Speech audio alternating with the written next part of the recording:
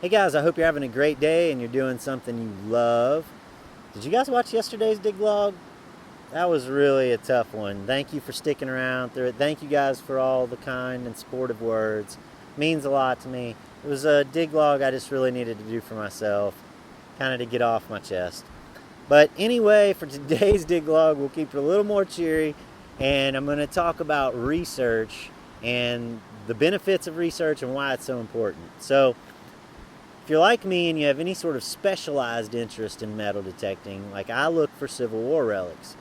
So as a result, I have to do a lot of research. It's the same thing if you were looking for old home sites, or if you were looking for gold mines, or if you were looking for coins. Getting research done is going to put you on some sites. So today I want to talk about a site that was purely found through research and a little bit of luck. And this site is a site that I had driven past probably 200 times, going back and forth to meet my dad to metal detect. And ultimately I saw a little historic sign, and it talked about Civil War soldiers having camped in the area. And I went home, I started to dig into the area and do some research. And I found, in fact, there had been some soldiers there. And I sent that information to my dad, who then sent what little information I had to our friend Bob Milburn. Now, Bob's a military historian, so he's like the king of research.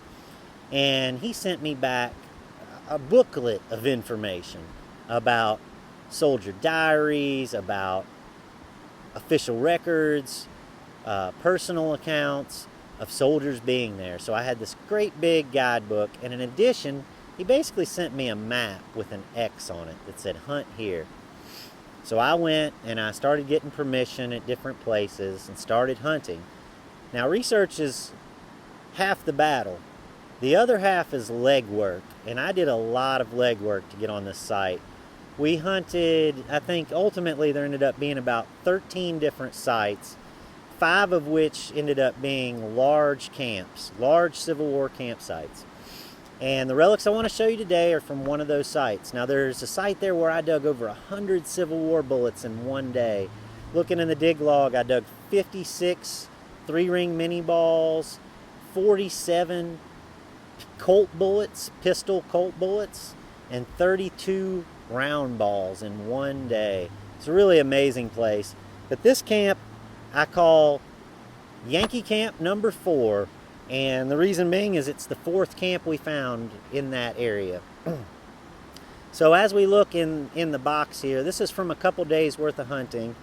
And you see a lot of Civil War bullets, mini balls. There is one Confederate infield bullet in here.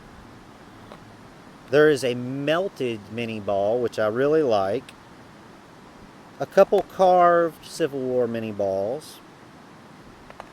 There are literally, I think I found 93 button backs at this location.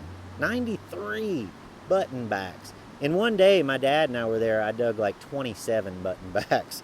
A lot of them are missing the faces, but I have found a couple complete U.S. Eagle buttons from the Civil War in that field. And there's a video actually of our friend Seven finding a General Staff Officer button in that field. I've also found a couple J-hooks, knapsack hooks. These are carbine sling buckle hooks, and several coins at the location. And there's one item in here I'd like to ask your guys' help on. What is this? I think it might be off of a trumpet. It might be like a valve key off of a trumpet, and if you see right around here, it has ridges like for you to grip it and spin it. Or is this the tip of a ramrod? What is it? It's something from the Civil War period. I'm just not sure yet what. So a whole lot of amazing relics have come out of there. Some iron relics. Here's a nipple protector. Now, I'm not talking about body jewelry. This was what went over. There was a small hole that would allow a spark from a friction primer to ignite the cartridge inside of a rifle barrel. They called that the nipple, where the hammer would come down and it would hit the nipple igniting a spark inside the barrel, which would then launch the bullet out of the gun. And this is a little iron nipple protector that would cover that nipple and protect it when the rifle wasn't in use. But what I wanted to point out was that this was a location that clearly had a high concentration of relics and had not been hunted hard before. And the only way that I found that site was through a lot of research. Now, some of the techniques I use are searching the official records of the Civil War. I'll put a link down below to a site where you can search all of the official records. You can type in a name of a town or a crossroads or a place, and any record from the official Civil War records will pop up right there. So that's a great record. Another resource I use is historic aerials, and it shows you historic maps of areas.